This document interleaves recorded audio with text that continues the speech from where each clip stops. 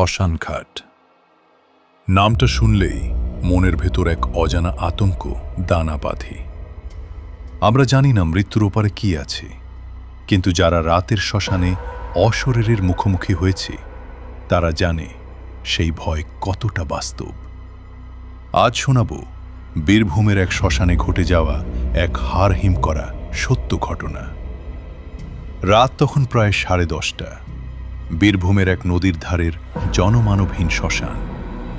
একটি মৃতদেহ দাহ করা শেষ করে সবাই মাত্রই বিদায় নিয়েছে। চিতাটা তখনও ধিকি ধিকি জ্বলছে। সেখানে একা বসেছিলেন বিমলবাবু।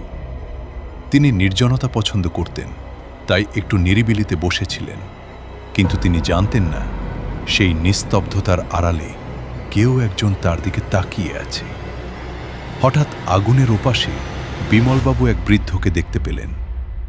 ছাইরঙা গায়ের চামড়া, লোকটা আগুনের দিকে এক দৃষ্টে তাকিয়ে আছে। বিমলবাবু ভাবলেন হয়তো মৃত ব্যক্তির কোনো আত্মীয় রয়ে গেছেন। তিনি সাহসে ভর করে জিজ্ঞেস করলেন, জেঠু, সবাই তো চলে গেল, আপনি একা বসে কেন? বৃদ্ধ কোনো উত্তর দিলেন না। ঠিক তখনই বিমলবাবুর ভুলডটা ভাঙল। তিনি দেখলেন সেই বৃদ্ধ জ্বলন্ত চিতার ভেতর থেকে এক টুকরো দাউ দাউ করা কয়লা খালি হাতে তুলে নিলেন। গরম লাগছে রে খোকা, একটু জল দিবি? বলেই লোকটা চিতার আগুনের ওপর পা দিয়ে উঠে দাঁড়ালেন। বিমলবাবু দেখলেন বৃদ্ধের পা দুটো সামনের দিকে নয়, বরং উল্টো দিকে ঘোরানো। তিনি বুঝতে পারলেন ওটা মানুষ নয়, শ্মশানের কোনো অশরীরী আত্মা।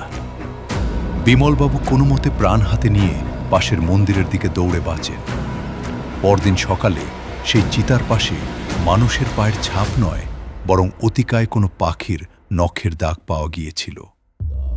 আজও গ্রামের মানুষ অমাবস্যার রাতে ওই শ্মশানের চিতার পাশে কাউকে বসে থাকতে দেখে।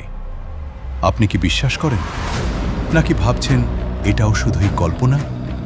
মনে রাখবেন, যেখানে শেষ হয় মানুষের সীমানা, সেখান থেকেই শুরু হয় ওদের জগৎ।